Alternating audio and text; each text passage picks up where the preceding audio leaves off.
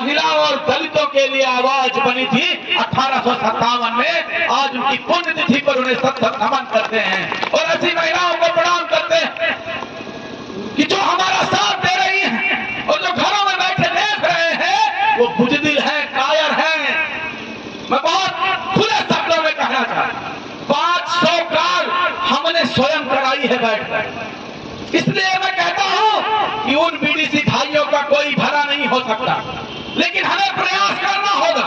हम ना होने निराश, हम करते रहें लगातार प्रयास, उन्हें बताते रहें अपनी योजनाओं को, उन्हें बताते रहें संघ की नीतियों को कि हम किसी के विरोधी नहीं हैं। अगर हमें ये लोग बीजेपी का कलर कहते हैं तो ये बसपा का कलर पहने हैं महोदय। हम किसी दल के नहीं हैं, हम गैर राजनीतिक हैं। इस संगठन को माननीय वेदपाल जी का फोन आया कि कुछ रुपया ले लेते हैं किसी से।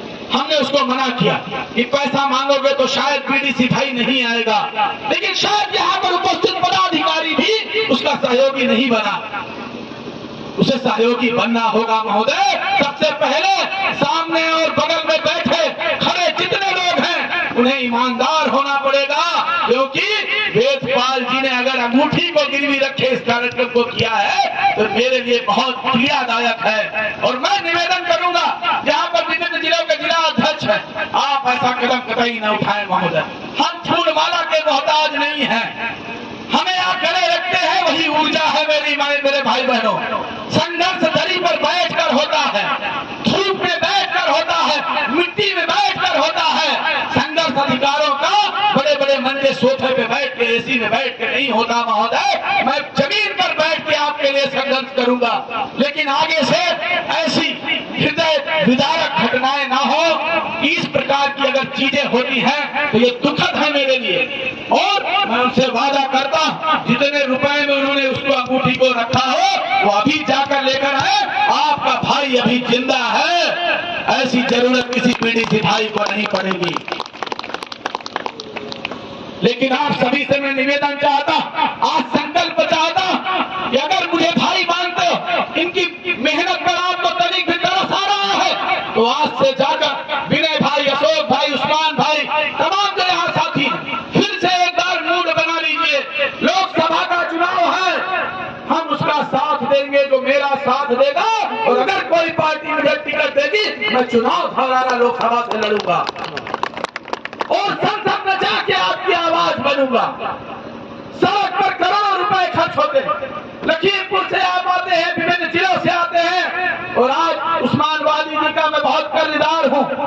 सबसे पहला योगदान अगर संगठन में किसी ने किया था वो उस्मान वादी जी के बांकेगंज ब्लॉक ने किया था। वो 1200 रुपए आज भी मेरे पास रखे हैं, वो 1200 रुपए आज भी मेरे पास रखे हैं।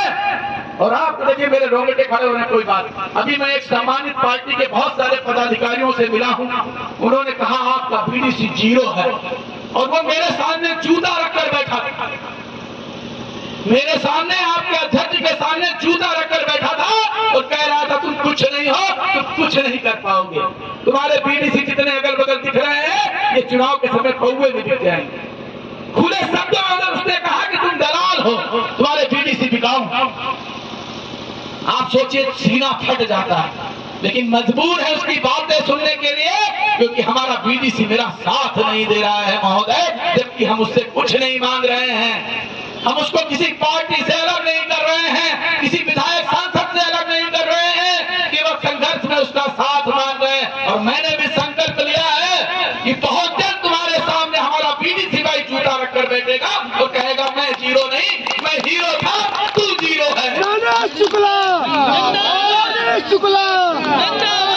शुक्ला संघर्ष करो, हम तुम्हारे साथ हैं। बीडीसी एकता, बीडीसी एकता, बीडीसी एकता। महोदय ये बात कोई बनी बनाई नहीं बैठा रहा हूँ, यहाँ पर 2-3 हमारे प्रदेश के पदाधिकारी हैं, आप उनसे पूछ सकते हैं महोदय। हम अधिवक्ता हैं, बिना साक्ष्य और सबूत के बात नहीं करते। आप सभी से मेरा निवेदन है, मेरा एक और आज से संकल्प बढ़ गया है, जिसने जूता मेरे समक्ष नहीं रखा। मैंने पहले भी कहा कि अगर किसी ने मुझे एक माला पहनाया है तो मैंने अपने बीडीसी भाई बहन को समर्पित किया, और अगर किसी ने मेरे सामने जूता रखा है तो इसका मतलब 80,000 परिवारों के सामने जूता रखा है महोदय। हमें लड़ना होगा, अपनी इज्जत स्वाभिमान के लिए और लड़ना होगा, मजबूत होना होगा। हम लड़ेंगे और तब तक लड़ते रहेंगे जब तक अगले के सामने जूता न रख दे हम अपना महोदय।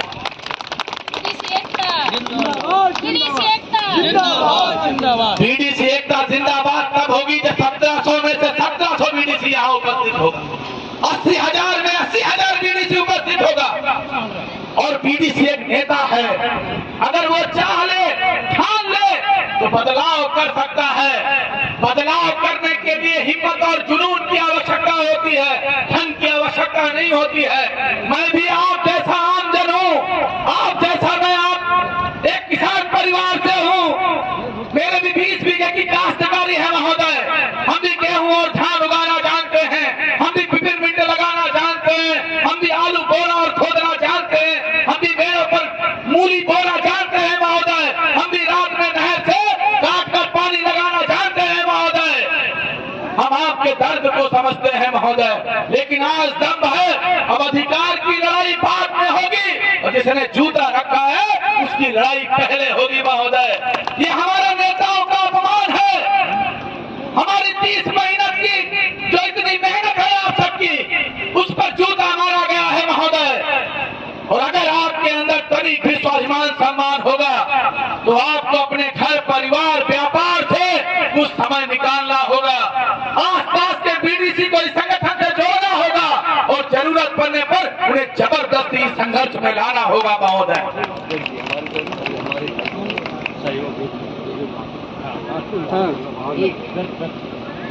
आप सभी से मैं निवेदन करता कि अगर इस प्रकार के आयोजन हो रहे हैं, हम सौभाग्यशाली हैं। बीडीसी लोगों ने कहा था हमारे लखनऊ के